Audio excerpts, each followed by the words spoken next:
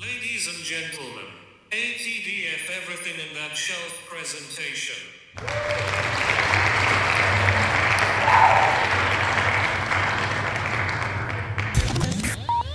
You're now rocking with TDF Everything. Spoiled Rotten.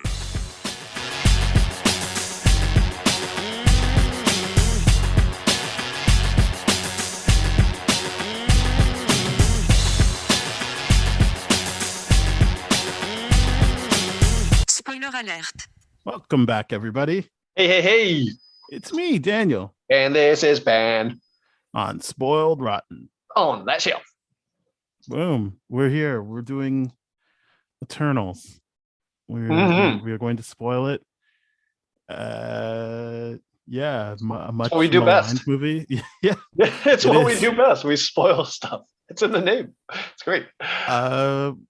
well, Yeah, let's just acknowledge the divisiveness of this movie right now. yeah, I think I'm looking forward to this discussion because I want to see your thoughts on this. I don't really have any strong takes on it. Really? No, I think. I guess my take would be I think critics who don't like Marvel are happy there's a movie that apparently not even Marvel fans are high on. But I don't. Are they like from a spiteful standpoint or from like Yeah, I think they're just there's like evidence that being. the Marvel ship is starting to fall or something like that? No, I don't think that. I Okay. think it's just it's not. I think it's a heavily flawed movie, which even movies now like Thor: The Dark World or Iron Man 2 get support now that MCU has kind of built up steam. But I think this is one where I think not universally, obviously, people like it, or there are people who like it. I think this is the first time where like the support for the movie isn't that vocal right now. Yes. So I think some critics are having a good time with that. Oh, I see what you mean. They're just Yeah. they're enjoying that energy of like it's. I just mean when gushing. I read reviews or hear reviews where it's like, yeah, it looks like shit. And it's like, I don't know. I mean, the complaints I hear about it could be applied to any or have been applied to any and every Marvel movie before it. So it doesn't seem specific. I don't know. I haven't seen anybody actually engage with the movie yet. And that's fair fair when they talk about not liking it. Yes. Especially when I see things like it's dense, and I'm like, it isn't, not really. It's doing a lot of things. Was that dense to me implies that like they actually engaged with certain things and there's layers to unpack, which I don't believe is the case in this movie. See, the funny thing is like dense to me is like the UK slang for insult of like it's stupid. So yeah, like but that's is it coming? I don't think that's what people are saying. But okay. Yeah. So they're just saying it's got a lot of ideas packed in one. I think that's what they mean to say, but I don't believe that that's what I would use to describe what's happened. And I don't think dense is the word I would use. I would definitely would not use it, knowing that it's got that connotation where it's like, oh, culturally, this could mean something entirely different. I would use something very, very clear, like I don't know what they're trying to say, but convoluted comes to mind. Yeah, like and even then, I mean, I do want to start actually describing what happens in the movie, just in case people are listening. No, I mean just going forward with our episodes, actually describing what happens in the movie. As a place setter, just in case people like to listen but don't actually know the movie. Okay. I don't know how many people are listening like that, but I just know that it does sometimes help if we kind of give a brief summary of what actually happened in the movie. Yeah, so let's jump right into that then. So the movie is about the Eternals, who are a group of beings who were sent to Earth to fix a mistake made by Celestials called the Deviants. But we don't know it's that yet, right? No, that's the setup. I'm only giving the setup. I'm not actually going beat for beat. I'm just but we don't know whether or not the Deviants are a mistake by the you do know that the mistake is that they sent them to get rid of other things and then realize, oh shit, now they've become the Predators. So that was the mistake. So then the Eternals are there to fix that. And so they are beings that have been created to do that function. We learn about these 10 Eternals in particular, led by Ooh, Selma Hayek, not Angelina Jolie. They're led by Selma Hayek's Ajax, Ajax. who can speak to the Celestials, Yes. and they're basically like, yeah, like you just gotta, you only deal with deviants, don't actually get involved. You can help them along the way, but don't actually like get involved in their problems and their conflicts. And then once all the deviants are gone, just wait for our signal and you can go home or whatever. Yes. That is, and they think they're from Mount Olympus. That's kind Yes. of the conceit of the movie, is these beings who have been here since the beginning, been here being Earth since the beginning of time, to be in the shadows and only take care of big problems like deviants. And then the movie happens and you realize not all of that is true. And yes, there's a lot of contradictions, obviously. Yeah, some information has been withheld on purpose. Not, yeah. So I think my my only big take really is this definitely should have been a Disney Plus show. I think when I see things like one Eternal played by Kumail Nanjiani, Kingo, decide before they go into the final battle, actually, you know what? I'm just gonna go home because I don't want to. I'm like, oh, you guys don't have time for everyone to actually be involved. If you're actually sending someone home like that before the final battle. Yeah.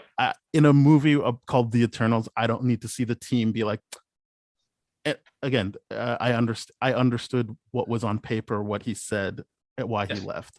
But from a storytelling point of view, that is a very awkward thing that stands out when you've got someone who wasn't taken off the board by death or from turning heel, being like, actually, you know what? I'm just going to sit this out. Sorry, guys. I was just like, yeah, because I don't think you guys had enough time to actually get across what you wanted to get across. That move works if that's like the penultimate episode of your Disney Plus series, and then he still comes back in the last episode and does something. But like something like that, I'm like, that really doesn't work. Or they don't have time to fully explore things because they want to have Fastos be Brian Tyree Henry's character be upset about Hiroshima. I'm like, as soon as I saw that title card, I was like, yikes, you guys don't know what you're playing with here. Don't touch on that. Like, unless the whole movie is that, you can't just be like, hey, by the way, this happened. It's not a gloss over. Yeah, it's not you can't gloss over that. You can't just be like, oh, but it's one of those things where I'm like, I get why they did it. I get why. In the context of the movie, the whole movie is I get why you did it, except for that you're not actually 100%. Exploring it. You're not. It's just a thing where you're like, I get the shorthand of what you're doing, but I don't know that a 2 hour and 40-minute movie needs to do shorthand the whole time.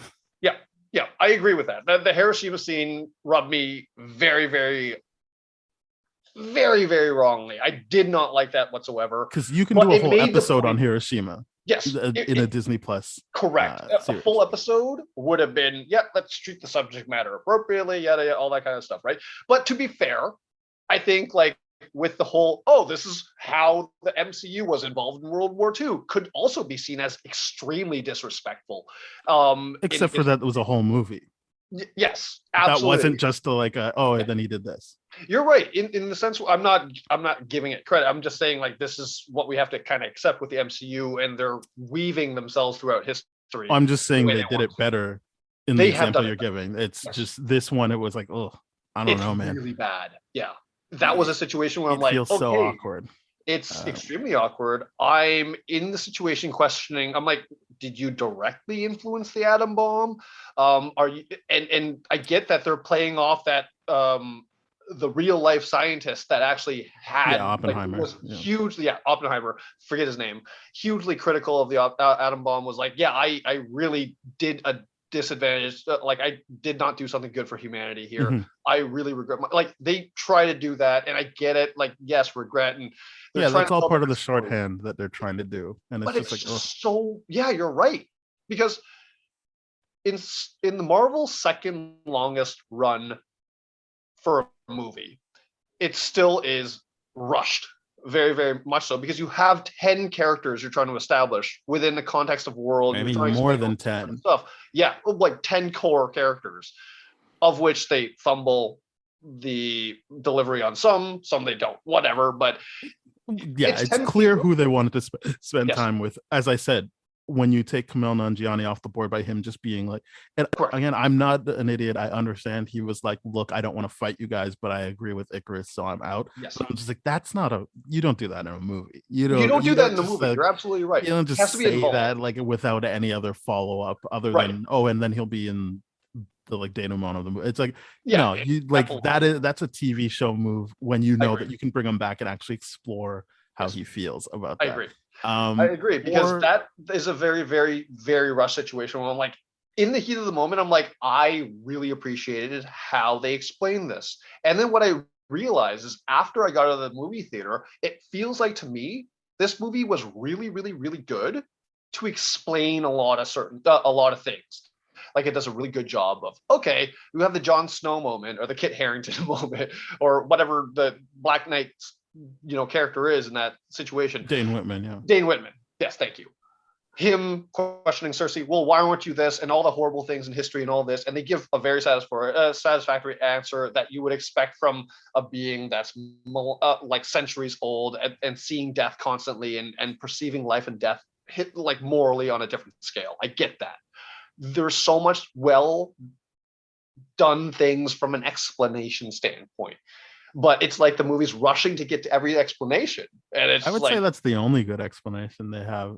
I don't think anything actually stands up to any scrutiny after you think about it, other than why they didn't get involved in anything. Sure. But I think in this situation, when we're talking about the Nanjiani situation of like removing him, I'm like, I like how they explained it in the sense where to his character, it's like, hey, I ultimately agree with this philosophy, but I will not fight you guys. So I'm out. That makes sense to me in a real world situation. But I agree from a movie making situation. You're like, that's bullshit. You have to have some payoff, and you can't just put him in the end scene and be like, well, what the hell? Like he's supposed to be a warrior, and because he's friends with the people who he disagreed with. So I don't understand how he's still friends with, like, how they're still friends with him. I agree. That's why again, I don't think anything actually stands up to any real thinking about it after the fact. As I said, I appreciate what he said in the moment, but then to just put him at the end being chummy with the little girl who stabbed our hero, and just be like, and they're just friends and they wish the best for each other. It's like I need to see them work through that. I don't understand how you just like get over that. For Sprite and Cersei to have such like, hey, cool, you stabbed me in the back, literally. Yeah, I'm over it. Whatever. Like, I don't have the healing powers, but I'm over it because it turned your knife into water, which is cool. But like, or how they just brought up Sprite being like again, I can infer a lot of things about like how she must feel, but it's never present in her actual performance that like she 100%. Resented not being able to grow up. It's one of especially those things since the first time you see her, she's found a way to interact with people. So it doesn't feel like she doesn't know how to grow up. It's that she can't. It's just that she can't have that connection, which I think is a different thing than I don't know what it's like to grow up. Yeah, like that's just information that comes right in the moment, and you're like, okay, yep, sure. Or even the way they treated Makari, where it's like, well, this is great, I love the visuals, but she just was in the ship the whole time, like just hanging out, waiting. Yep, and it's like 100%. What? Yeah, maybe like what? Yeah. It was, I mean, it's cool through a side story. I'm like, oh, you're a speedster that's stolen all these historical artifacts and all these treasures. That's kind of cool and funny. And that gives us a lot of Easter eggs to poke through. It's like, ooh, where's this from? Or this is the mythological thing. Or this is like the chalice. Or like we get to do a lot of that. But like fundamentally from a character standpoint, I'm like, it's kind of shitty that like Makari got nothing except for like, I've been waiting around for centuries. And literally that she even said like, oh, finally my boredom ends. And you're like, so you were bored this whole time too? Like you did. I mean, you guys could have left that out. You didn't try to get out here. You didn't try to engage with anyone else. It's like, what? It's not even that. It's one thing if you're telling me she was happy to just wait around. But if you're telling me she was bored, I'm like, what? That's just information you put in there that didn't need to be there. Like I agree. Because the movie, because to me that means that she's like, oh, good, we can leave. I don't give a fuck about this planet. Like, blow it up. I've already got everything I need. Yes. But then she's like, no, we got to save the day. And I'm like, what? Because you were leaning on the whole, like, I like to steal things and it's all about the artifacts for me. Yeah. But now you're just fighting for the good guys. And it's fine. I would rather not have a black woman who's deaf be part of the villains, but it's just like I don't feel like I know you other than No, you're we the don't. speedster. And that was one of my points. I want to speak to this in the MCU because this movie is heavily about representation. They went wild with it, and I love it. They did. I do like love that that part. stuff. Yeah. Yes, I No, no. love that part. Don't get me wrong. I love everything. The MCU doing a lot of representation stuff here was really, really fundamentally good. I think one of the biggest issues here, though, is a lot of the representation stuff also doesn't make sense. Because it's like they came with that. So and when it doesn't make sense, it also goes to show like, okay, it's kind of ableist from a storytelling standpoint too, because did they not want to use the deaf character because it would be too uncomfortable to have the ASL sign language on screen all the time? Or would it be too uncomfortable to have to explain to us how ASL sign language was established centuries before? Or were they using a different kind of like nonverbal kind of communication? I don't know, right? I don't know ASL sign language, and please, someone correct me if I'm like sounding completely ignorant here, but like that to me is like, that doesn't make sense to me whatsoever, unless she was the basis for all sign language, and that made. But over centuries, languages evolve and things change. So, it's the idea of like historically, if you were to travel back in time like 1,000 years.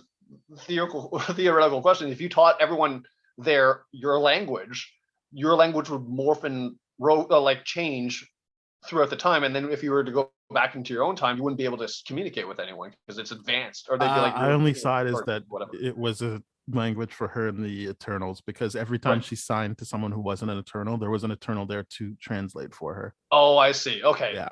So that I don't didn't pick up on that, but to me, it every was like time she spoke to a non-Eternal, it was either Kingo or Mhm. Druig, they would translate for her. yes, And because you're not seeing faces, it's not clear that's what's happening, but that is Right. what was happening. I see. Okay. That she would sign, Right. and then one of them would explain to the person who's not an Eternal what she's Mhm. saying while you're Okay. reading the subtitles.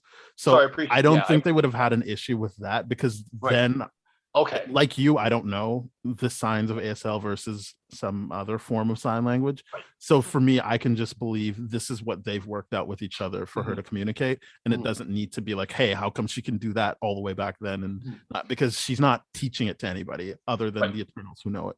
Right. They already know it. So my question here then becomes like, okay, from the writing standpoint, we've already established the fact that it's like, okay, you're on the ship the whole time. You get sidelined from a writing standpoint. You've been on the ship. You've just been stealing all this stuff. That's kind of tongue-in-cheek fun, but you say you're bored.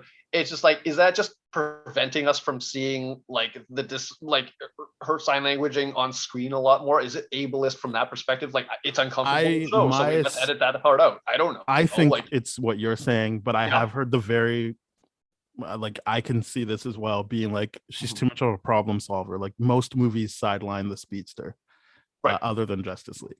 Mm. But like, if you think of both Quicksilvers, they get sidelined.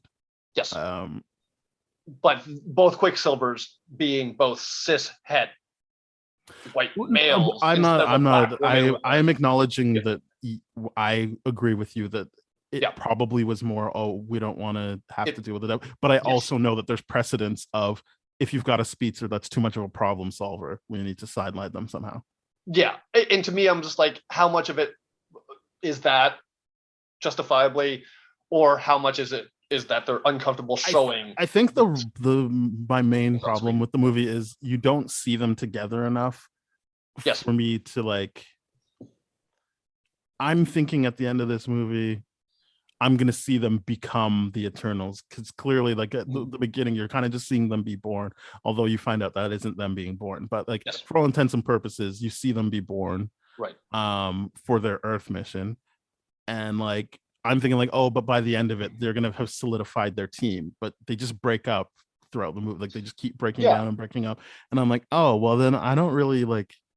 What was the point of this then? Mhm. Because like it didn't. It's not the trailer, and I've heard people who review it who aren't actually paying attention to what actually was said. But I feel like they kept pushing it, the trailer specifically, as if like Thanos' snap is the reason this all happened. When Mm. they actually said specifically his snap delayed it.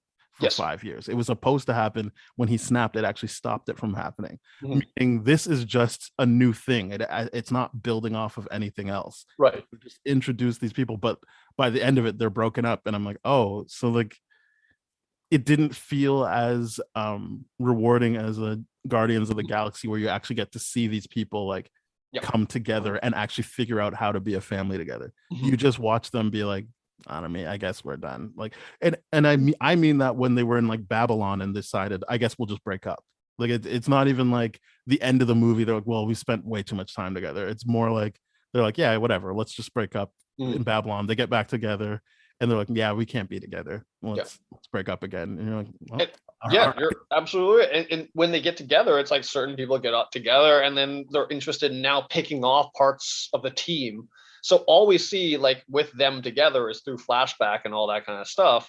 And we're again, because the flashback stuff is very, very quick in the context, we're just told certain things. Like my biggest thing that I hated about this whole movie being told was Cersei's love for Icarus or vice versa. I hated hearing about that because I'm like, oh, you're giving me this one scene where we're not building up the love story. It's just we're shown it and we're told, yeah, we were together and then he just left. So I decided to leave him. And I'm like, okay, that's really unsatisfactory. Like in this, like she has a vested interest in Dane Whitman. Like, like she's there, she like explain, like there's fun, there's banter there. I want to see what happens there. There's clearly something there. Yeah, Every single time I see that's Icarus, another character that needs to be sidelined because they don't have time for him. exactly. And it's just like, well, I like, think that's you great. cut him out of the movie if that's what they're gonna do. Because like great. how quickly they left him, I'm like, oh, he'll come back. Because I'm thinking like, oh, he's going to, if not be Black Knight in this movie, which I could tell from the interviews he clearly wasn't going to be, but I thought he would at least be Terrence Howard in Iron Man 1, where he's still a part of the solution at the end of the movie. But it's like, no, he doesn't even get a moment of like, next time, baby, but he still helps by like driving and making a call or doing like, it's just like he's just gone, except for that FaceTime scene they do. We'll get to the post credit because I'm actually way more excited about it now that I've read something online. But like, okay, cool. We've said the premise at the beginning, but basically in this movie you learn that Ajax was like, well, I know what we're here to do. We do it every time. We're here to have this planet blow up when a new celestial is born, and then that will create billions of new lives. And I don't want them to know that because Cersei has really fallen in love with Earth. But she lets Icarus know. Rob Madden is his name? Richard Madden. He's Rob Stark, Richard Madden. So Richard Madden knows. So he is secretly the villain of the movie. But I was just like, I agree. Sure. I don't really get his plan if he's actually I get the Ajax stuff. That is explained. I understand why he does what he does with Ajax. But then I'm like, but you went around like looking for them. And it's only one time where I think it works in your favor. But we'll talk about it. So basically he is there to be able to, he has basically decided, I guess the joke throughout the movie is, hey, you weren't even chosen to be the new leader once Ajax died. Icarus kills Ajax, but we think it's the Deviants. But like,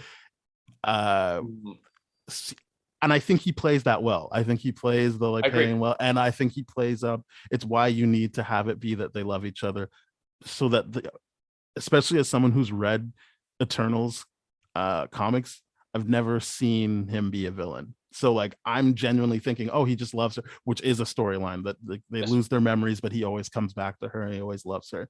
Like I was just so focused in on that I really didn't feel like, oh, he'll become the villain. So the fact that he's the villain in this is actually an original. That's an original idea. That's an original idea. Okay. That's kind of cool. In the run I read, Sprite is the villain. That makes sense. Yeah, Sprite is the villain in the run, which is the Neil Gaiman one. Okay. I shouldn't even say villain. Like Sprite and Druig are not as altruistic as the others. And Sprite genuinely was like, oh, I I wanted to get back at you guys. Yeah, like there's a fuck bit you more guys. of a selfishness on their behalf than the rest Yeah, of them. whereas Druig is more just like, should we trust him? Should we not? Which Right. again, I thought worked well in this movie because Druig is my favorite character out of all of them. But like, Yeah, I was, I would just like, agree. yeah, but like, so we'll get to him. But basically, the Icarus idea was that like, I just liked it because I like the concept of like, oh wow, they got me because I didn't think he would be the bad guy. I mean, it kind of becomes clear as the movie goes, but I was just like, wow, I can't believe they're doing this because that's not in and not a run I've heard of, but also what I read, he was just the good guy. Okay, that's cool. That's cool. I can respect but that. like, so I get it. He gets them together so that they can get picked off by deviants, and that way it helps with them not being able to stop the Celestial from being born. Huh. But I don't, for some reason, when they go to get Kingo, when they go to get Fastos, I'm just like, but like, you're just getting them together now. Like, this isn't, at least when they went to Druig, I'm assuming he had that plan or that attack planned. Yeah. So then that made sense to me that it would be like, now we're together, but they don't even have Fastos at that point. So I'm like, you need like everyone together before you do your attack. Like, I don't understand why you would have the attack before you've got everyone on the team. Well, right? I mean, the one attack on Ajax would make sense in the sense where it's like, this is how serious it is. Let's get everyone together. You're right. No, Ajax makes sense. I'm talking about once he's like on the path of like, and now they need to see that she's dead, and now we need to like, all of that I understand conceptually. It's just more, I don't understand why he had his big move before they had Fastos and Makkari. That didn't make sense to me. I'm like, why are the two black characters not here? But also I was just like, once I realized what was happening, I was just like, but you already played your shot now. Like, what's gonna happen now? Like, unless he thought, oh, I'll just do them in teams. But it didn't even work for him that first time because he wasn't counting on Cersei turning a sentient being into something else, because they've already set up she can only do inanimate objects. Yes. And I mean, oh god, yeah, you're so right about that. His plan doesn't make sense to me whatsoever. No. I think at some point in the movie, I think vaguely him saying like, I just wanted to protect you from the deviants or something like that, which he says to her, which I do genuinely believe. I think this part of what he says is true, is that if you do decide to actually go against Arishem, who's the big celestial that has sent them on this mission, I'm not powerful enough to protect you from him. Right. You can do whatever you want here, but like, just know that like, I won't be able to. And I do think that's true. I think he was hoping that along the way, she would just be like, yeah, this is probably a bad idea. Like, we should just follow the plan. I could definitely see him, because I do believe he loved her. 100%. I do believe that. I just think that that plays into that whole, if you love someone, you protect them. I do believe that he's the bad guy, so obviously it looks perverted, but I do think that he felt this was protecting her. Yes. A, staying away, B, still being with her while she's going through this thought process of, should I actually stop the Celestial from being born? Yeah, he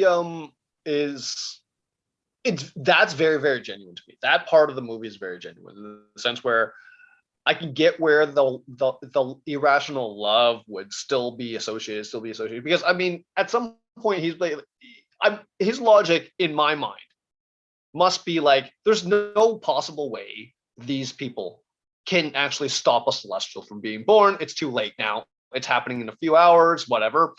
I'll just humor them, whatever. Maybe that's what he thought. Yeah, maybe he's like, maybe that's what he was doing. I just would have still kept them apart.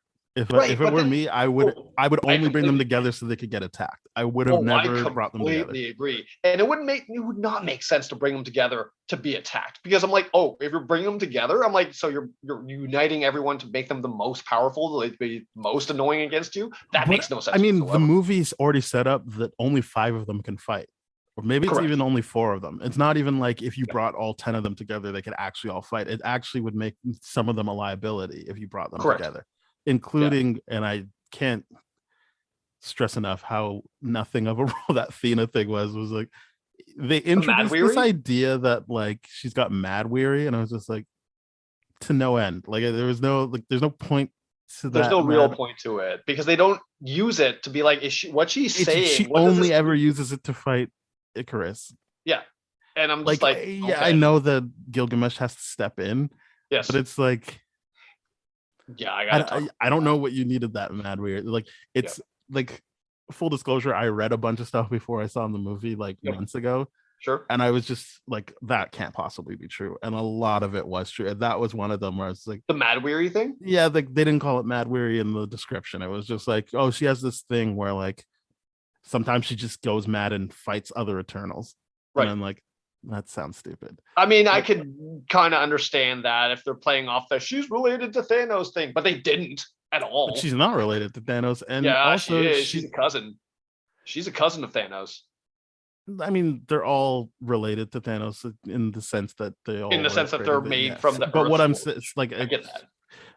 Or world. for what I'm Earth. saying is like it's a moot point. Like any one of them, you could do that. What I'm saying is, it doesn't serve any story purpose. Like You're right. other And- than to hinder Gilgamesh. who Yes. I think they completely did not work.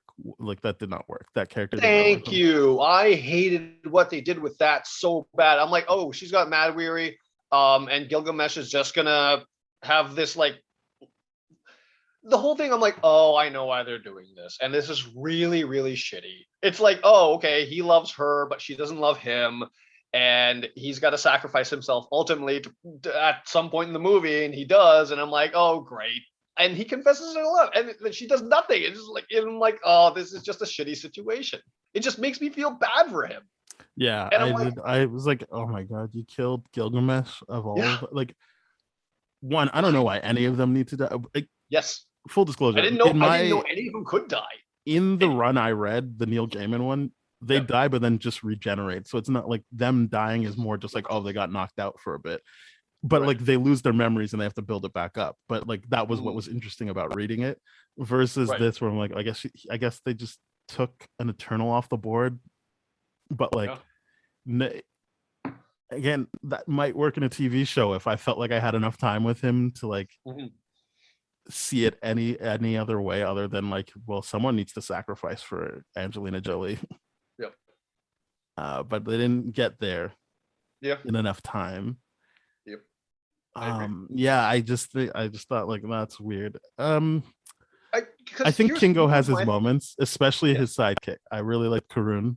Karun is probably the hero of the movie. I thought he was Yeah. going to be annoying from the trailers, but I was Yeah. like, nah, this guy's great. I'm I don't really even enjoying remember this. seeing him in the trailers at all. I did not like. This was probably the movie I did not watch because I try to not get myself burned from Shang-Chi. Like, so I'm like, I'm not watching trailers for this one unless the ones I see on Instagram. And I'm not going to click on the video if I see them. Whatever. So I didn't know he was in this movie whatsoever, but he was to me such a key part of this because I'm like, yeah, I don't believe any of these characters. Like, I believe Cersei cares about humanity, but I don't believe other than and she's the only one out of all of them that acts human. No, I think Druid cares. Druid cares, but in a that was very, his whole point. very yes, he cares, but in a very, very I interesting. think it's the difference dictatorship way. between Helicopter Parent and Hands Opera because he's like, I agree. why am I wasting like I can just get them to do the right thing. Yeah. Versus, well, no, let's see how it goes. So I think It's both of completely them- I different when I think- think his power is related to the fact that no, I could literally do this right now. I could get them to stop, and you're making me watch them slaughter each Mhm. other. I get think his he point. genuinely cares. It's He just genuinely he cares. hates what they're there to do. Like, and I really like the scene where they went to his commune because I'm sure on purpose, based on if anyone knows the comics, they're assuming he's going to be the bad guy. Yes, Um, they're building him up. They really are building him up. yeah, like I would like making him like a cult leader and everything. Like you think Mhm. like, oh, this guy's a bad guy. And I'm not saying he's this like genuinely good guy. I'm just saying he cared, and that was his way of Mhm. doing things. Is like I can just control these people and have them be safe. Yep. But like I think yeah, that scene where they're like, all right, like Ajax is dead. We're here to actually make sure that a celestial is born and everyone's gonna die here. And he's like, yeah, like fuck off. I don't like I need to actually process this information. You can't just like come here, drop a bunch of bad news on me, and then be Expect me like, to all right, leave. let's go. Yeah. And I mean, that's the thing. very valid. That's a very human, like real, like Yes. it's the reason he was my favorite character, because I'm like, oh, like he is actually like in this movie, like, and Yes. actually experiencing things. It's not just like tropes or like it was like, yeah, I've never seen that before. I haven't seen it articulated that way before, where Mhm. he's like, can you just like, I need to like, I'm not just gonna go along with this. Like Mhm. that's a lot to put on me at once. Yeah, I like his character the most because he's the most self-respecting. He's like, hey, boundaries here, people. Like, you can't just show up. I haven't seen you for how long? Like, the idea of like you could see his character going on this kind of rant is like, hey, boundaries. I haven't seen you for however long. You didn't even give me a phone call. You didn't warn me you were coming by. You didn't say there was heavy news that you needed to share. You didn't prep me at all. You just dropped in and just entitled and just said what you needed to say and assumed I was going to go with you. Come on, man. Let me think Mhm. about this. I like that is I love that from a character standpoint. He's great. I really, really like him. That was one of my character questions that I was burning to ask you. Which one was your favorite Yeah, Eternal? true. It wasn't Yeah. even close. No, that's awesome. I mean, they gave him time. Ups, as you said, he's a white cis man, so like, Yep. I'm sure. I mean, even though we know who the director is, Chloe Zhao, but Yep. I guess that I'll give her this. I feel like she did a good job with Gemma Chan, making her Yeah. feel three-dimensional. It didn't Yes. feel like He wasn't lusted after like. Oh, I mean, like Richard Madden's. but that's like, not lust. Like you just know Right. that is like that right. they love, or yeah, they do. Both of them love each other. I think. Yes. It's yeah, she felt three-dimensional. I thought that Yes. she like I especially liked all of her stuff Mhm. in the like the first scenes when she's in London with Dane Whitman and Sprite. Like I was like, oh, if the movie is this, I actually like this movie. I don't know what everyone's mad, but they were like, nah, we got to move on to something else. And I was like, Yep. should have had more of the energy of the London stuff. I think that was agree. all very good energy. Like I know it's not exactly, but it felt like more like Harry Potter. Like there was like some wonder to it that you like see them use their powers and like I it felt completely good. Yeah, I agree with you with the London stuff. I feel like the London stuff grounds it in our reality and makes it relatable. The moment they leave London, I'm just like, okay, I get it. You're showing us a scope. You're showing us that these are demigods. You're showing us that there's a tier above that. And now you're making us question, like, is there a tier above the Celestials? Is there this? Like, where does it end? You're making us think, okay, scale wise, this movie does a great, great job of making me feel like an insignificant speck in the history of everything. It does a great job of that. And that's the point it's trying to make. It's just like, this is in the grand scheme of history, all this kind of stuff. We got to consider, and they're making us consider the Thanos level everything so much more. And it's great to explore from that philosophical standpoint. I think what they tried to do with this movie was do a lot of what Civil War attempted to do, explore like a lot of complicated theories and everything like that, but they did it with characters that we didn't care about yet. And they did it in such a big scale that I'm like, I don't think I think this is really not approachable for a lot of people. And I think that's where the movie kind of departs a little bit. That once they leave London, it's not relatable anymore, I feel. Except for Cersei and Druig's characters. I mean, don't get me wrong. I think Brian Tyree Henry. Tyree Henry, like his character is very, very relatable. Once he's in the home situation, but you have to like, I'm gonna get over this, forget about this Hiroshima thing real fast, and then get to him. And I'm like, I understand your motivations here. I understand why. Yeah, I don't really feel like it's that deep. I think realistically it was, look, humanity is about to end. Do you think we're worth saving? I thought that was pretty much the long and short of it. It didn't feel dense to me. Like if you look at everyone's conflict, it's based on that and that alone. Yep. Is humanity worth saving? Yep. So to me, so that, yeah, that's why I was saying up top, like it's not dense. It's not like they're throwing a lot of concepts at you because of what they're introducing, but Mhm. the actual like idea of the movie is not, it's not something that like is alienating at all.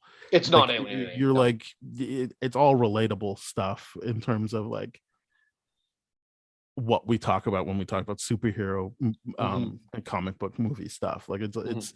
it's all there for people. It's just, you're right, these are new characters, and I don't feel like even something like when we were doing our revisit, it's like that first X-Men movie, like Mhm. they picked their roster accordingly, and Mhm. you learn about that roster. I don't feel Mhm. like I got to learn about this roster It's a of very good point. Eternals. I Mhm. I think they got too caught up in servicing should humans or like keep going or not, Mhm. without doing a better mix like Civil War of also furthering the characters and giving you further information about those characters. Mhm. Yeah. They were so quick to jump to the next thing and move on to this. So I was just like, as I said, that I'll use the Sprite example again. Like, we only figure out what Sprite's main problem is Mhm. like Through 10 dialogue. minutes before the movie's done. Like, it's just like, Yep. like the she loves Icarus. Okay. To be She fair, Kingo did say that earlier in the movie. It just doesn't no, ever. that's not what I'm saying. What I'm saying is like Right. that is tied in you, so it's like you get introduced to her as Cersei's sidekick. You Yes. don't get introduced to her as someone who's like tired of Cersei taking the spotlight, and then it's revealed that, oh, she loves Cersei's betrothed, or she Mhm. doesn't get to do what Cersei gets to do because Mhm. she's right there with Cersei the whole time doing Yeah. whatever she wants. So that's what I mean by it's just 10 minutes of like, so just because you say something doesn't mean that you actually earned or built up to that. Because 100%. what I'm saying is I don't see any tension between her and Cersei. Yeah. She's just Kat Dennings to Natalie Portman in this, where I'm like, Mhm. sure, like they're not equals in that sense, even though they maybe should be, but I don't get the sense from Sprite that she's like, oh, why do I have to follow Cersei? Yeah. You know what I wanted to ask in just a general question and see what you thought was. And was the inability to portray the love, the romantic love that we're told that Sprite has, and this resentment of inability to grow up and all this kind of stuff. I think one of the trailer shots actually does that a lot better because like shows her like getting drunk and all that kind of stuff. Um, but like I think it would be very uncomfortable to show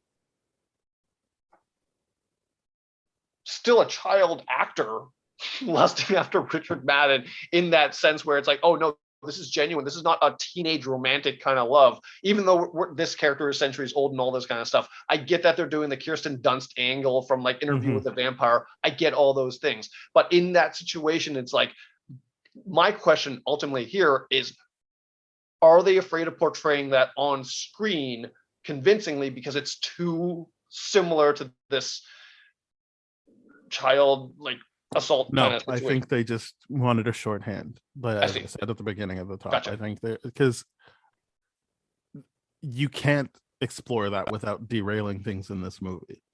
You can True. only say, I love him. And then you can have Kingo say, hey, how come you guys didn't catch on to that?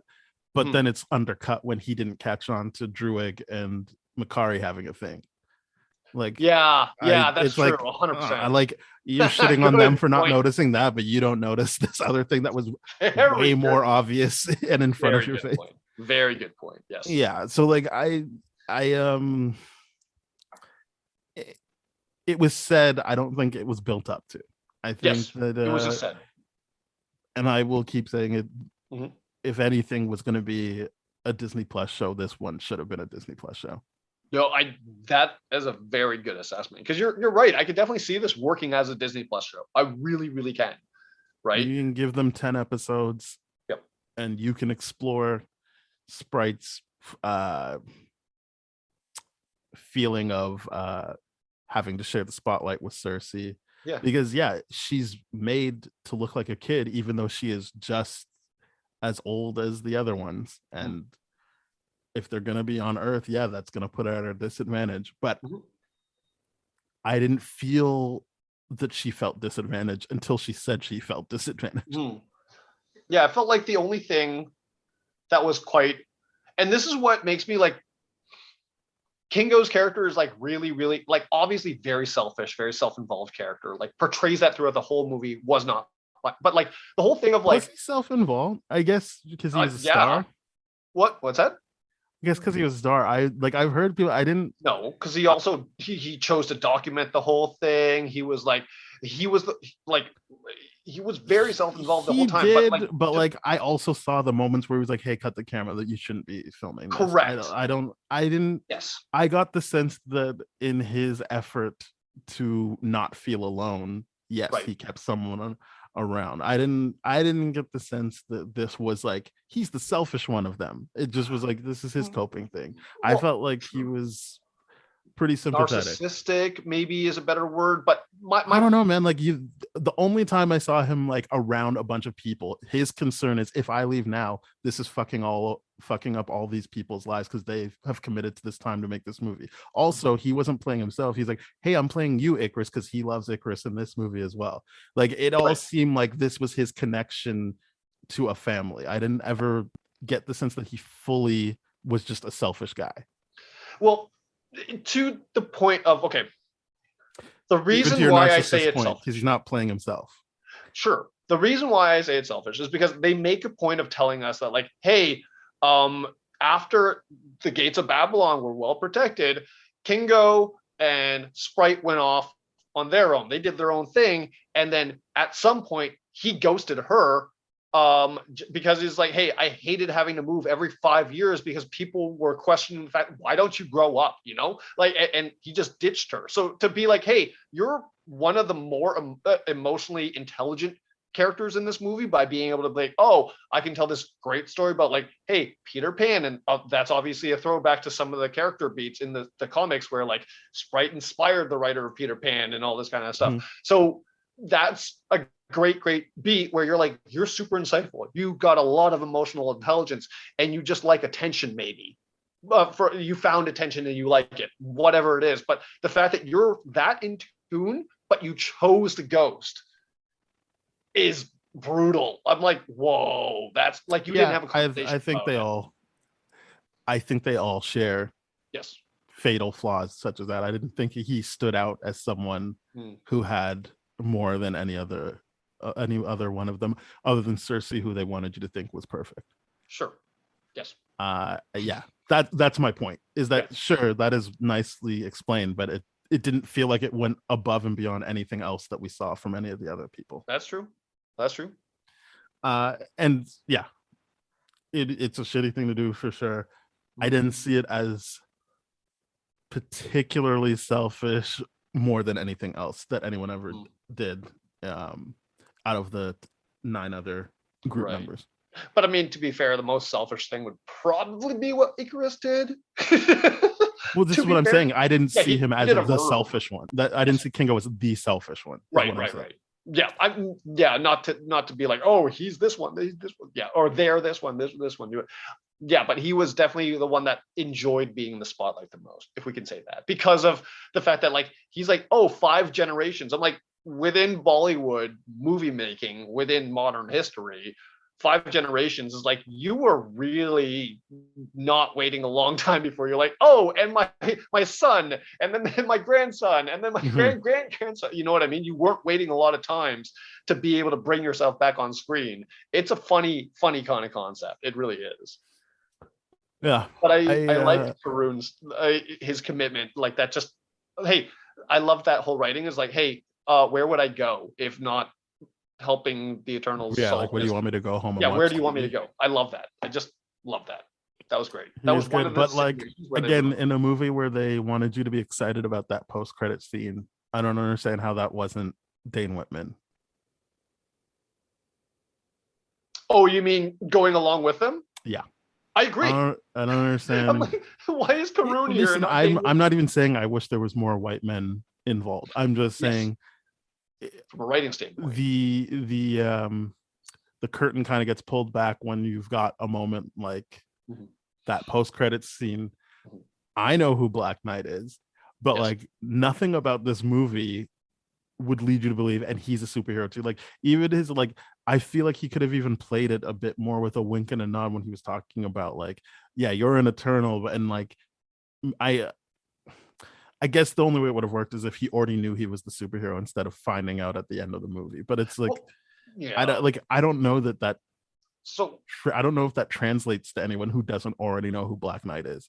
So he's never referenced in the movie. I'm glad we are talking about that because no, I don't want to talk about that yet. But no, not the after credit scene. Yeah. I don't want to talk about that yet. You're right. A time and a place. But I'm talking about specifically the sidelining of his character.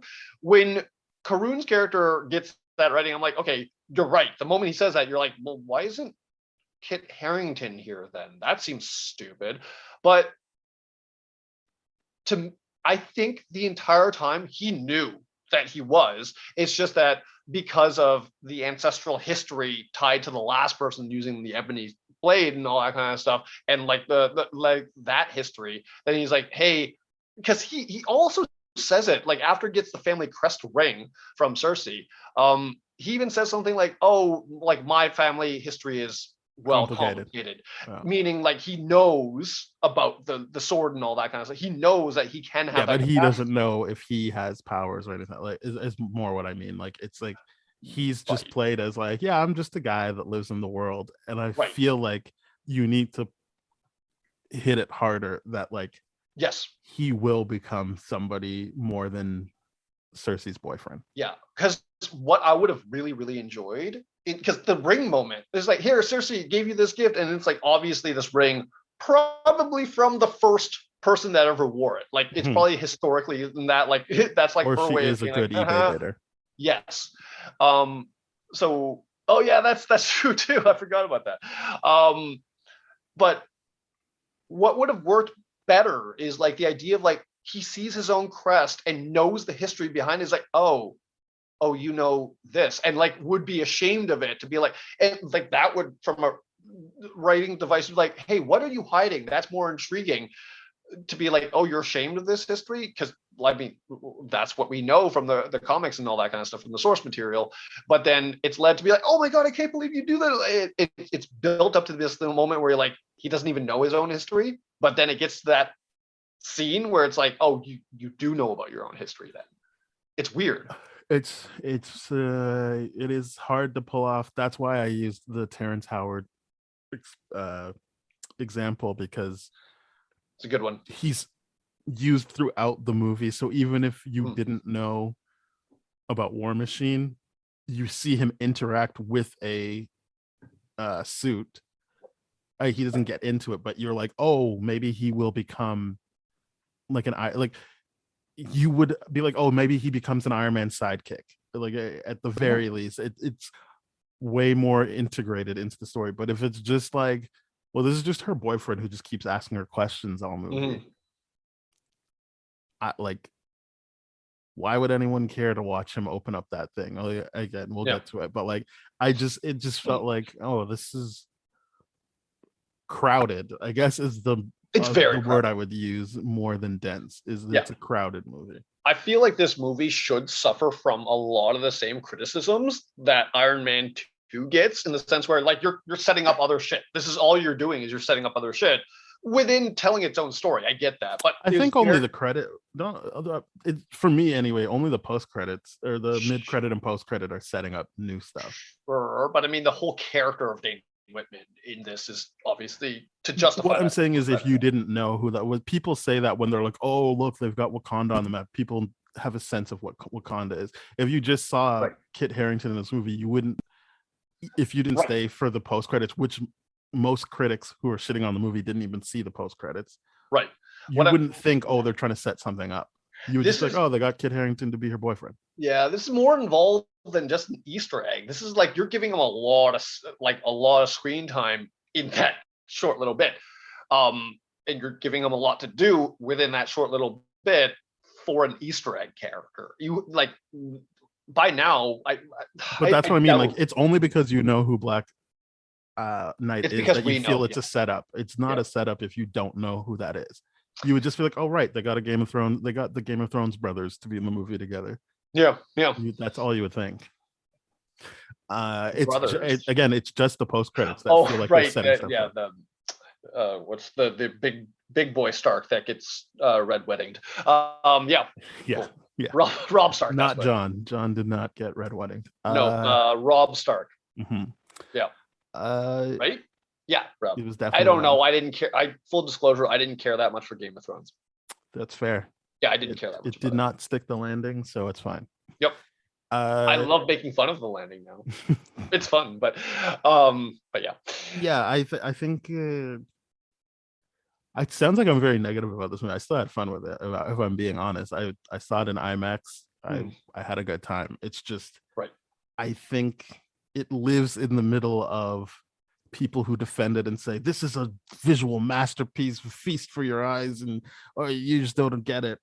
And this movie is shit. I think it lives in the middle of that. It's you're right. This is a movie that lives in that realm of like people could really dig into it as much as they want to.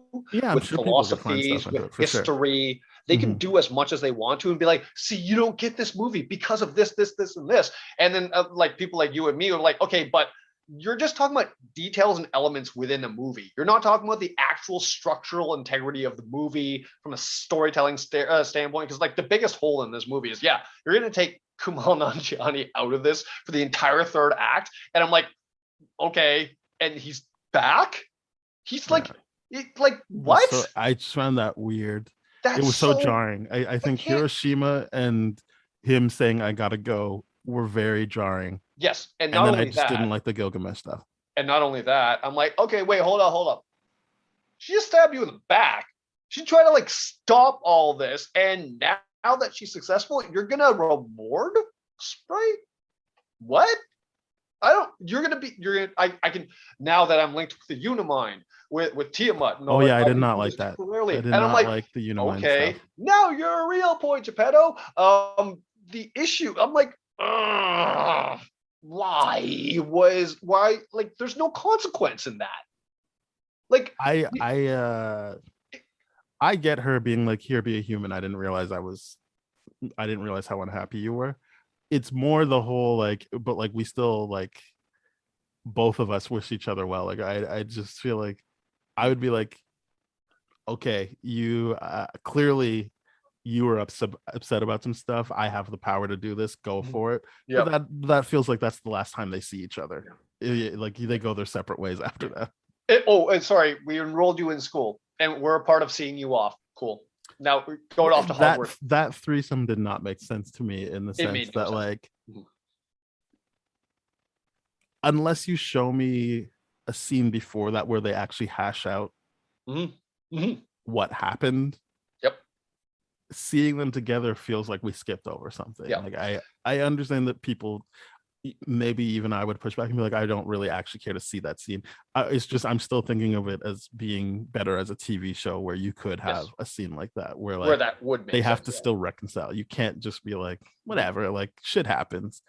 Because here's the thing, I think me and everyone else in this movie were thinking like, okay, that makes sense, Kingo. And they were probably thinking in their heads, as I was, I'm like, but we'll see you in the third act. You're gonna Yeah, come like I back thought he would just come back and heroically. be like, honestly, Yeah. why did I even leave? Like You're gonna do the thought for Captain Marvel thing. You're gonna come Yeah, I in, thought you're for gonna sure he'd be shoot back. someone at the final minute, pew pew pew, and like that's it. Like you're gonna be like hero of the day distraction, and then you might have to die because of whatever you did. But no accountability for Sprite, no accountability for Kingo, no accountability for anything that's happening in here. But okay, well wishes, happy, good luck, go to school and all that kind of stuff. Cersei was probably like, okay, I have the power to do this, and then I also have the knowledge that you're gonna die. You're not gonna come back, so you're not a problem anymore. It's like it's a This is silly. what I'm saying. I can understand her being like, sure, become a human and you'll die. I don't. Oh, I like, understand I'll that. never. You're right. But it's But the lack what of you're talking consequence to me is like what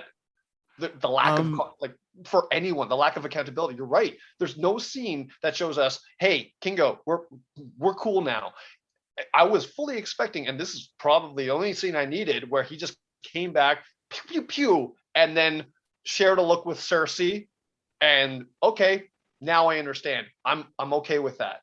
But you're right. The After idea of fact, like, oh, you shouldn't go against family or whatever. it's that's good I logic. thought that's what was. No, I'm not saying that's a plot hole. I'm saying I Right. thought that's what would bring him back. Correct. The fact that he's the one that said that, Yep. and he is saying, "I am going against you, but I won't physically go against you. It's just I'm gonna Yes. object to this and leave you guys." I thought it would be like, well, if I really feel like don't go against the family, maybe I should go with my family on this and then Mhm. come back, Or which he didn't do.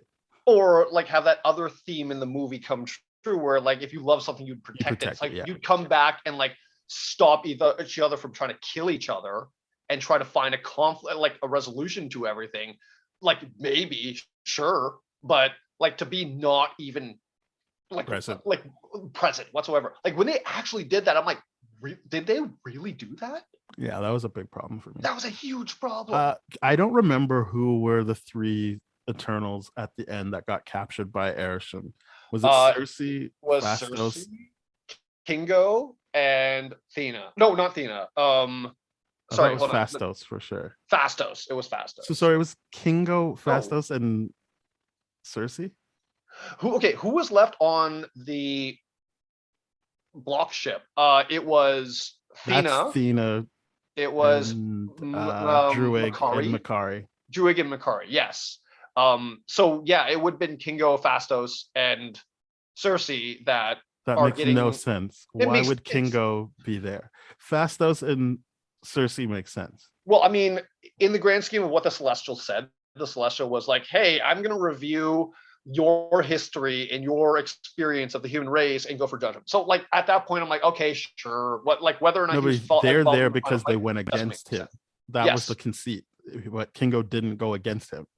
Kingo was like, I think Icarus is right and we shouldn't go against him. Correct.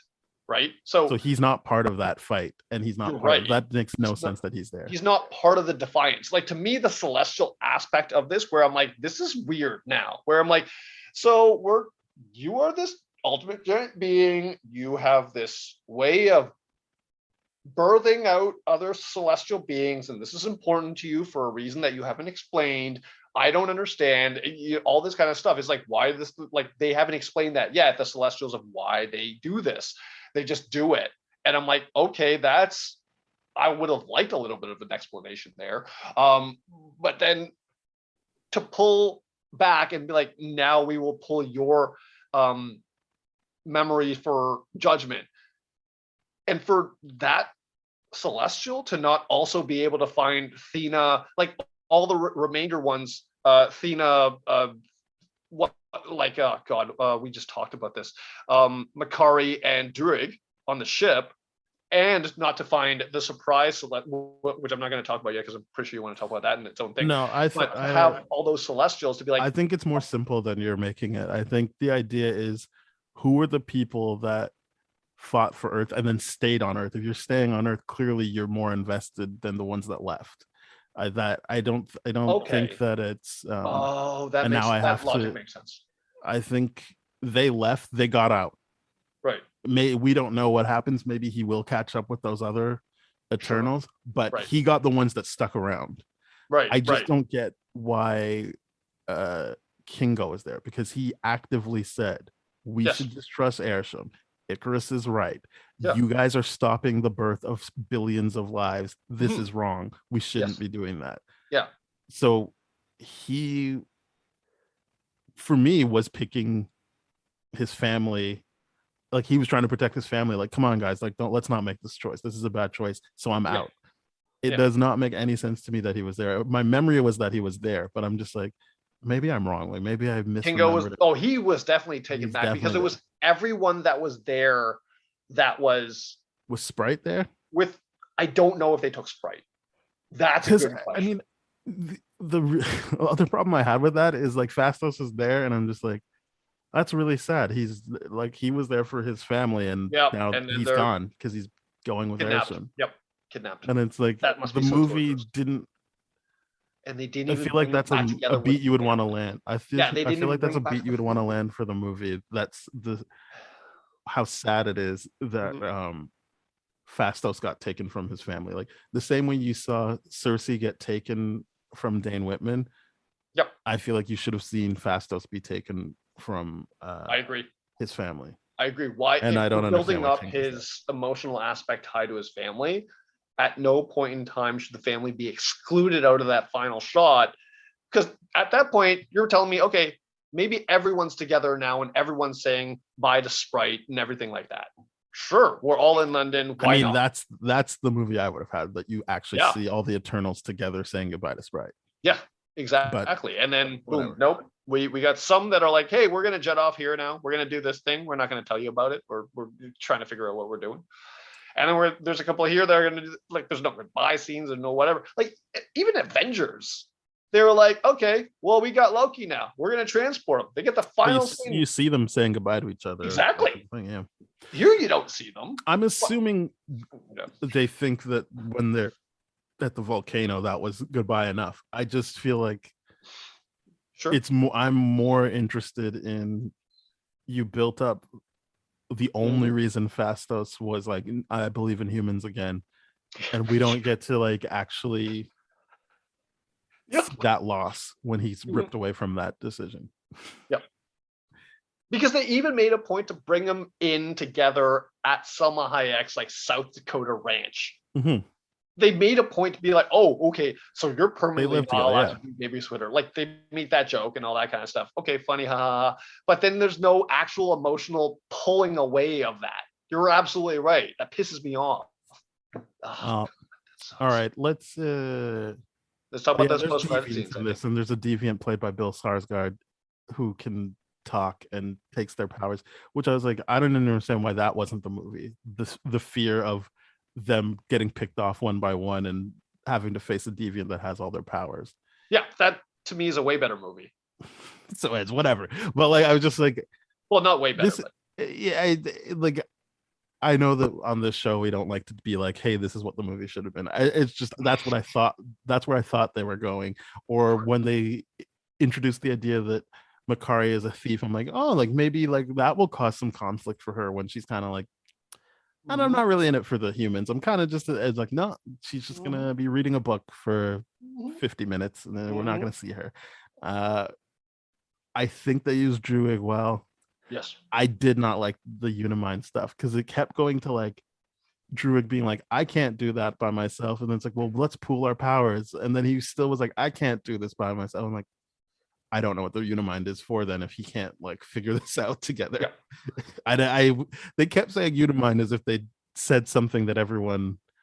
I understand, as I said, I understand the pooling of resources and it would flow through. I guess they decided it would only flow through Cersei, but they kept saying Unimind as if that's like a thing that everyone knows, and it's a concept everyone like uses.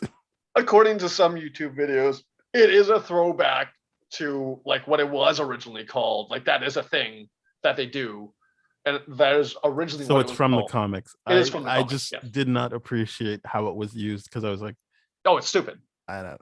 It was dumb. This doesn't feel like the time where you just throw away a term from the comics without explaining fully like what is going on here. My memory is that Fastos created bracelets so that you could like be connected, but then at the end people who didn't have bracelets were still connected. Boom. And I was just okay. That bothered me.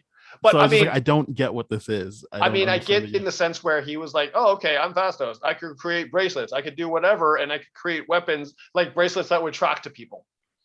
Because Sprite was involved in that mind thing. And you're like thinking, okay, so was it, well, Chris. This is what I'm saying. You weren't briefed. You weren't at the mission briefing. You didn't get one of these. You didn't do the assignment. Yes, like, why are you contributing to this right now? We didn't see one of those things go on. Or at least maybe it did, and I don't know if I did. No, both Sprite and Icarus were part of it, and they did not get bracelets. Yep. And my biggest thing is this: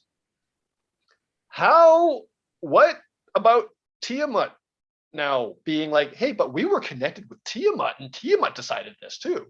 What? We have a celestial being born, and through that being born process, is like, nah, I'd rather not. I think Unimind is what's confusing me because I didn't think it was like I'm sure you're right that it's also sharing thoughts, but I didn't think it was like everyone thinks about the same thing and then that's what I thought it was literally just we get to pull from the same amount of energy. I mean, And do I'm what we sure need to both do. things are right, or maybe one's more right than the other. But at this point, it doesn't matter But this is what I'm because saying. Unimind is a confusing thing because mind obviously makes you think of like thoughts and Correct. actual like intentions Mhm. as opposed to just let's soak up everyone's energy. Yeah. So the by the point of time where they're like, we're gonna combine forces, and then I just in my head, I'm like, at that point, I was already so tired with the movie. I was like, and we're gonna make a Megazord. Yeah. Because why not? And then it's like, but Unimind. I'm like, okay, all Yeah. right. That makes a little bit more sense. But then the idea that the thing that doesn't make sense is how is Tiamat bounded to that Unimind and not controlling the Unimind and allowing the death to occur, like to stillborn the celestial birth, let's say. I don't know. I don't care. Right? It doesn't matter to me.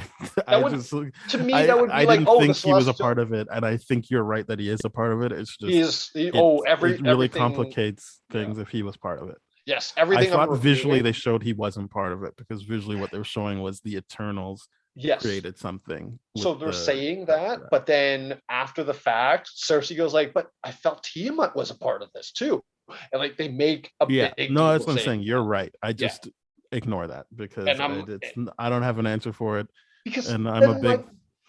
I don't have an answer for it. But here's my ultimate question. Okay, does that mean like, okay, do these Celestials now, before they're born, have fully thoughts and all that kind of stuff? And it's like, hey, morally, I agree with y'all, so let's not birth me out, and then y'all can deal with Erisham himself.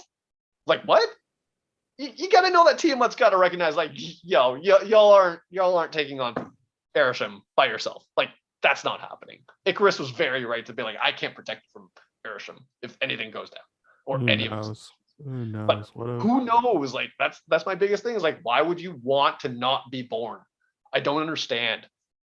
Why you can't tell me that Tiamat is that connected to the humanity and has the same thoughts and feelings that the Celestials do? I didn't think it was that. I think it was more the Eternals together would be able to overpower a newborn Celestial. I think that was my assumption. That was my assumption to the Guardians of the Galaxy thing, right? Yeah, I think that was always the plan when they were going into it. So that's why I didn't think it was like, even though she could feel him, I don't think it was ever like, this is going to be a battle of the minds and like who can overpower it. I just thought it was like, we know we'll be able to overpower it if we pool the resources is what my thought was. So I didn't think it was like they debated him and he was like, you're right, I'll just freeze. I think it was just like, she'll be able to do what she needs to do. Yeah. Especially since Druig said, I'm not going to be able to change his mind. Yep. Like, this isn't going to be on me. Do you want to talk about the post-credit scene or the mid-credit and post-credit now? Yeah, we gotta talk about it. We teased it, I guess, in our. So the mid-credit scene that I guess everyone knew about because that Deadline reporter just tweeted it out like an idiot. Is that Harry Styles plays Thanos' brother? Someone lost their job. Eros. Yeah. Harry Styles. Star Fox Eros. And Pip is voiced by Patton Oswalt. That's fun. Cool. Sure. Yeah. Good. Yeah. He's gonna help them. He's the god of orgies and all that kind of stuff. I was just like, oh yeah, I mean that looks like what I've seen in the comics with his suit. So that's I guess that's cool. I don't care. I was just like, there's more Eternals, I guess. Great. Well, we'll see those later. That was the cool part about that. And now the speculation about, was Thanos actually a Celestial that was just had the deviant gene and therefore was not doing Eternal? Weren't people worried? They were thinking he was an Eternal, not an Eternal, Celestial. not Celestial. Sorry, I said the wrong word. But like now is Thanos an Eternal, and like but no, wait, we learned about Thanos being born and growing up. That contradicts what we know about these. Like, or does the deviant gene do that to you, or whatever? Like, now it's an interesting kind of thing. It's like, okay, how are they? I thought it was settled. They specifically said he is an Eternal with a deviant gene. Okay, so they're just Yeah. like that's why. That's just And it is just that. cool. That's it. So I think that yeah. was a settling thing. That was not a opening up more questions thing. That was just And like he's straight up an Eternal, but no, he had a deviant gene, so that's why right. he looks the way he does. Right. But the question thing now is like, okay, was Thanos also defying the Celestials by eliminating Earth and eliminating the thought patterns or from every population to prevent the Celestials from being born? Like, was he doing that? My thinking is he wasn't part of that plan because he was deviated. Yep. So I agree. don't really, I don't really see him as being a part of that. I think,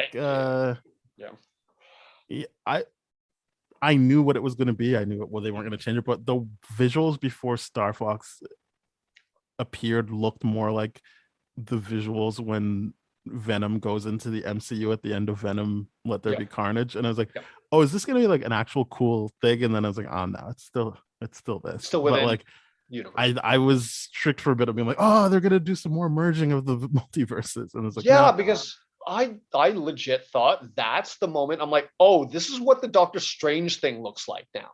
Mm-hmm. You know what I mean? Like, oh, he like that's the moment he messed up the curse or whatever, and like that's where like you're getting other people just dropping in and out and all that kind of stuff.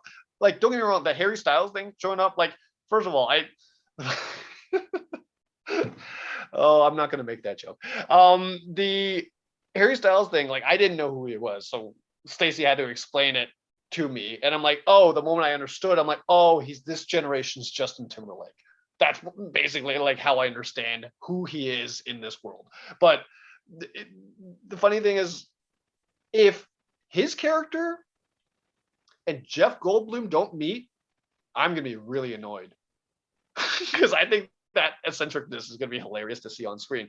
But I hope they set up Eternals 2, despite the fact that they're not committing to Eternals 2 because this is not going well for them. I think it's going fine for them. The reviews or the profit, yes, probably. But, yeah, I mean, whether or not they're committing hard. Let's not forget about the profit. I think we're definitely not. If they were worried about reviews, there wouldn't have been an Iron Man 3 or a Thor 3. Very good point. Yeah, I don't think they are that concerned about that aspect of it. Yeah. In fact, we saw that specifically for Thor: The Dark World, it just made them double down and be like, we're going to make you think it's an important movie in Endgame. So I think it's doing fine. The discourse, while some people are kind of like, oh boy, did you see how low it is on Rotten Tomatoes? It's still the same. I haven't seen anyone engage with the movie beyond it didn't look as good as I wanted it to look, or I feel like any generic Marvel complaint I've ever seen. I feel like if anything, the divisiveness of this movie makes people want to see it more, to be like, now I want to weigh in my comments too. Like, maybe, I don't know, but yeah, they're laughing their way to the bank, being like, you can divide all you want. Like, we're making bank off this. We're still making money. Kids are still going to buy toys. Yeah. I don't know. They'll be fine. Yeah, fine. So now the post-credit scene. Yes. Dane Whitman, he's looking at the ebony blade, and he doesn't know if he wants to touch it or not. Yeah. He goes, and this is the part where I'm like, this is weird, because I'm like, clearly you know what the ebony blade is. Clearly you respect it. You're like cowarding behind it and whatever. Or he knows what it did to whatever family member that made him exactly. be like, I don't know if this is worth it. Yeah. So he knows he has access to this ability or this relic or whatever it is, and he knows that he has it. And this is the entire time I'm like, okay, so this even makes the whole Karun angle even worse for his character, because it's like, yeah, you legit could have been like, hey, if the world is ending, I'm going to come with you, because I'm like, I even got cell service here. I'm calling you, and I'm like, what the hell? That's what bothers me so much. But like, so you're a coward. Sure. I can't even call him a coward. The movie didn't really give him a chance to do anything. Yeah, you're right. Like at no point was he like, I'm not going to go with you. She just made her decision. I'm not even saying, hey, she should have checked in with him, but she was gone. And then they were FaceTiming and got cut off. I don't know what he was supposed to do. It's just the movie didn't have time for him. Yeah, she doesn't really fill him in too, eh? Yeah. The world's endings. Yeah. She just says like, you got to make up with your, like, hey, your uncle she thinks the world is about to end. Go make up with him. Yeah, just go make up with it. which I do think is more important. Like, Yes. if she genuinely is like, the world's gonna end, why don't you make peace with your family as opposed to hanging out with me and my dysfunctional family. agree The with only that. thing that made me interested in this is because the voice that was like, "Are you sure you want to do that?" I was like, "That sounds like a Yeah. black voice. Who is that? Who is that Yep. black voice? So we now know who it is, which is Who- exciting. Who is it?" But I want to know who you speculated it was before I we didn't found it. speculate anything. I was like, "This You sounds didn't like a black speculate voice." anything? No, I was just like, "Oh, this is a black voice. I'm gonna look that up later." Okay, I was just like, is that the Watcher? And I Yeah, I heard freaked that. out. I thought it was the Watcher. Who? I mean, And now we know. what I saw was it's Mahershala Ali as Blade. It is. Chloe Zhao confirmed it. Oh, okay. I'm glad she confirmed. Yeah, she confirmed it. She's like in an interview. She's like, it is. It's my favorite Marvel character. It's Mr. Blade. Yeah. It's Blade. She Awesome. says that in an interview. So we know it's Mahershala Ali, and because of all the comic backstory stuff involving Black Knight and Blade together, like that makes sense with what the Ebony Blade may or may not be. Like that could be the real Ebony Blade, or that could be the Dracula forged blade that's very, very similar. But the interesting thing about this blade is like apparently the history, the back history with it. Like I've watched a lot of videos about this blade being like, oh, it's also tied together with the symbiotes. It's also like all this kind of stuff. And I'm like, okay, that's cool. It's tied together with Gore the God Butcher from Thor: Love and Thunder. And I'm like, that's cool. But I'm like, none of that backstory stuff is relevant unless the MCU is willing to be like, yeah, we're acknowledging the fact that we're acknowledging that part of this kind of history, or we're building that up. Because like the Eros thing, he doesn't get the name Star Fox apparently in the comics until he arrives on Earth. Like, yeah, I'm gonna stay here, and y'all can call me Star Fox now. Like, yeah, but he gets introduced to Star Fox here. Yeah, so it's like he just has it. Yeah, I'm excited. I'm glad Mahershala Ali was in something before Blade. I wish he was on screen. I feel like that maybe they thought that's too much like Nick Fury coming out at the end of Iron Man, but maybe I would have been fine with that if they did that. Yeah. Maybe the idea is if you show him, it seems like you're committing to like Blade coming out next year, but it's not like Avengers came out the next year after Iron Man. I just feel like I would have loved. Let's just assume he wasn't available, and it's easier to get his audio of saying should you want to do that.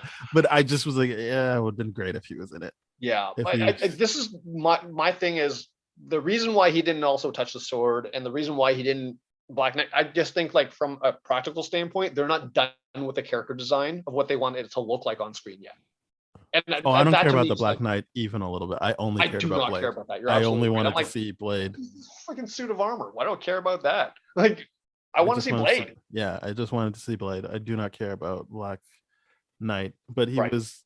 I mean, Dane Whitman was fine in this movie. He's fine. They let him be in this on screen for what he was capable of doing. My biggest thing about this now is like, oh no, does that mean that Blade's got to share his own movie with Black Knight? I'm sure all of these movies will have people sharing. Like, I don't think that hampered Spider-Man that he had to share it with Iron Man in the first movie. I was like, whatever. Like he'll be in it for a bit. Something tells me it's probably not going to be a two-hander with Blade and the Black Knight. I think they will cross paths. Right. Yeah, because it seems like he's just like, you sure you want to do that? And then I don't know. That's it. I mean, he's probably going to be like, here's the history of the Blade and all that kind of stuff. So I don't know, like, because we know in the backstory it is tied to Dracula, and that's why that makes sense. But like, I just don't love the idea of Blade not getting the spotlight in his own movie. I don't see why he wouldn't have a spotlight. It's not like Blade movies are just him as the only hero. That is true. That's true. It's got Whistler doing a lot of stuff too. Yeah, I think it will be fine if he crosses paths with other people. What I do like about the implication of that line, though, is that it implies that Blade's already pre-established. He's been doing his own thing, so we're not going to get like a traditional horror like origin story. We're going to be like, yep, dropped in. This is Blade. This is our version of Blade, and we're going to tell it through flashbacks. Whatever. And I'm like, cool. Let's do that. I'm into that. He's been successful at hunting vampires the entire time, and now it's getting out of control or whatever, or now he's hunting stuff other than vampires. Cool. Let's just write it like that. I love it. Excellent. Yep. Let's rate this movie. Yeah. Let's do that. What would you give it out of 10? 6.5. Excellent. 6.5. 6.5. I will give it a 7, mostly because I saw it in IMAX at the Cinesphere. I probably would be closer to a 6.5 if I hadn't seen it that way. But what are you gonna do? This is how I saw it. Yep. So I think I enjoyed it more than I would have. Yes. I will say one thing with that theater experience, it made the Makari running scene that was awesome. That was I like her stuff. That was I wanted to just sidelined. pull that out because I'm like, I didn't get to talk about that. I'm like, that scene was just wonderful. Well, thank you very much for listening, everybody. This has been Spoiled Rotten. We are part of the That Shelf Podcast Network with other great shows like Bad Game Movies, Black Hole Films, Changing Reels, Composers. There's a whole bunch of shows. So please head on over there, thatshelf.com. You'll see those shows. You'll see our show. If you would like to hear older episodes, you can go to tdfeverything.com/spoiledrotten. Our email is spoiledpodcast@gmail.com. Our Twitter is @tdfspoiled. So you can get in touch with us. Let us know how you felt about the movie or just anything in general. We'll probably get back to you. And we're on Google Podcasts, Apple Podcasts, Spotify, Stitcher, iHeartRadio, Radio Public, a whole bunch of places. So please, if we are not where you get your podcasts, let us know through email or Twitter. We'll put ourselves there. In the meantime, please rate, review, subscribe, and share with your friends. Goodbye. Cheers.